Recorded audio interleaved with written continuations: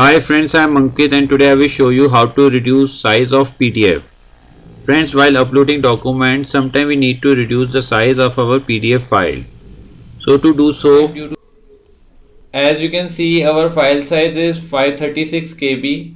So I will try to reduce size of this file. So open your web browser www.ilovepdf.com. Here you will find lot of options. Click on compress PDF.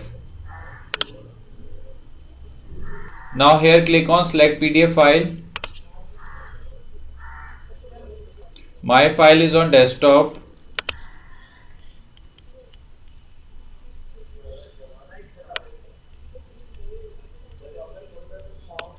Select the file and click open.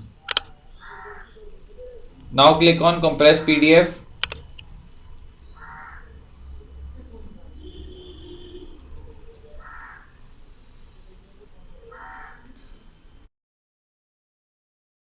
Now friends, as you can see, our file is compressed by 70% from 536 KB to 162 KB and it is already downloaded.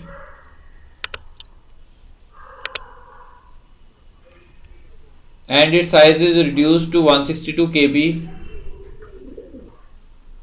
So friends, as you can see, you can very easily compress your PDF file without losing your quality. I hope you find this video useful.